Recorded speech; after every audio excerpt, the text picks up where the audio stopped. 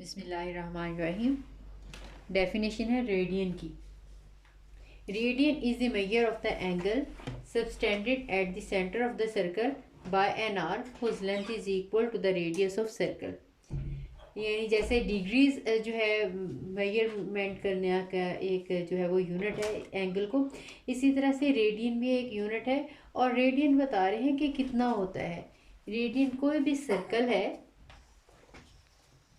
इसके सेंटर पे subtended at the centre of circle, ठीक है, बाय एन आर्क, एक ऐसी आर्क से, देखें ये वाली आर्क है सपोज, इस तरह से by an arc whose length is equal to the radius of circle. Suppose देखें अगर ये 3 सेंटीमीटर है इसका रेडियस, तो यहाँ पे अगर 3 सेंटीमीटर तक चलें, इसको एक साथ ज्वाइन करें, तो ये जो सेंट्रल एंगल बनता है ये 1 रेडियन होगा। ठीक है, कोई भी सर्कल हो किसी भी रेडियस का, उसका ये सेंटर है। सपोज अगर इसकी लेंथ जो है वो 4 सेंटीमीटर होगी, तो ये आर की लेंथ भी जब 4 सेंटीमीटर हो जाए, ठीक है, उसको सेंटर के साथ अगेन ज्वाइन कर दें। अब ये जो इतना एंगल बनेगा दैट इज 1 रेडियन। ठीक है, जो भी आप सर्कल लेंगे उसमें सेम ही आएगा ये जो है।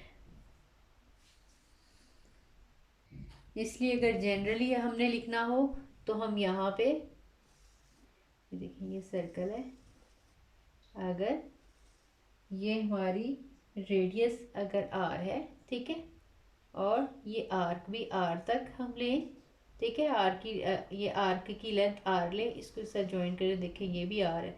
ये दो साइड पे इसके जो है ये रेडियल सेगमेंट है और एक तरफ जो है वो आर्क है। इन तीनों की जो लेंथ है वो सेम है।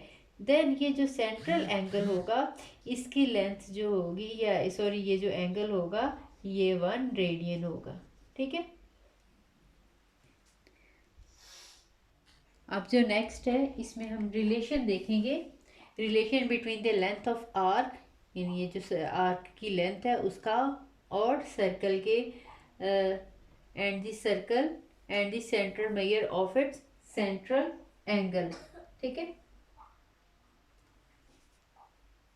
कि सर्कल की जो आर्क है उसकी लेंथ का, सेंट्रल एंगल का, और जो है उसके रेडियस का आपस में क्या रिलेशन है।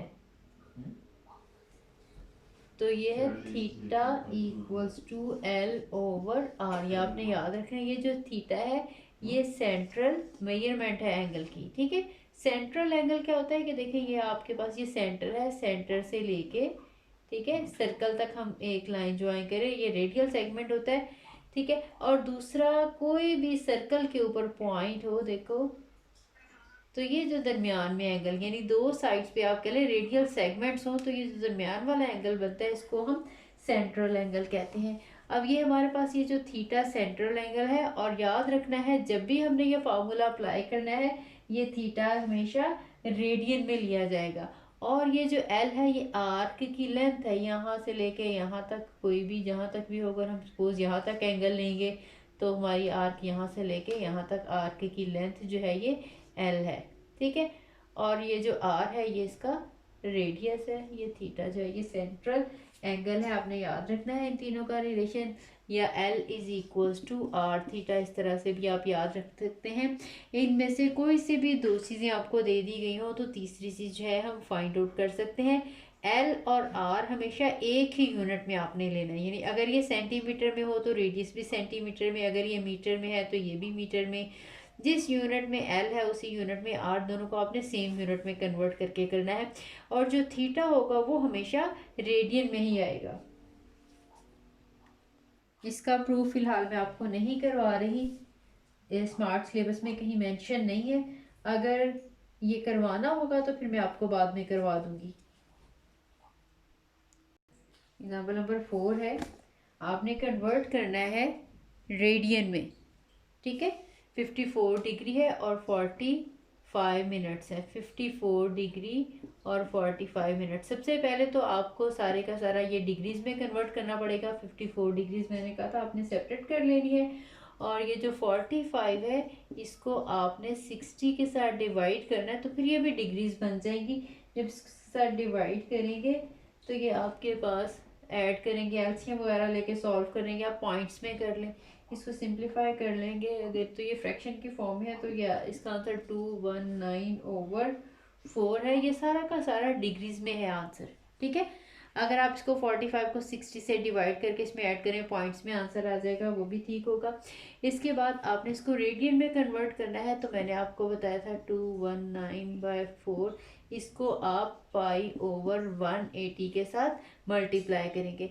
जो पाई/180 पाई की वैल्यू अगर हम लगाएं 219/4, तो ये वैल्यू आ जाती है अप्रोक्सीमेटली 0.0175, ठीक है। यह पाई की फॉर्म में एज इट इज़, क्योंकि ये हमारा पॉइंट्स की फॉर्म में आ रहा हो तो इसको भी हम पॉइंट्स की फॉर्म में ही ये वैल्यू लगा के लिखे, अदरवाइज हम पाई भी साथ लगा देंगे तो तब भी ठीक है, लेकिन ज़्यादा आपने देखें फ्रैक्शन वगैरह है ना, ठीक है, इसको आपने सिंप्लीफाई करके ये भी आंसर आपने पॉइंट्स में लगाना है।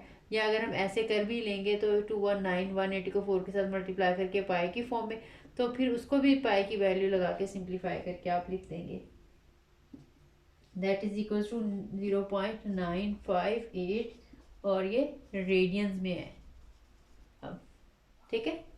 आप इसके साथ मल्टीप्लाई कर दें, आपको मैंने पहले भी बताया था, जस्ट डायरेक्टली इस डिजिट के साथ या नंबर आपने याद रख लेना, इसके साथ मल्टीप्लाई करेंगे तो आंसर आ जाएगा।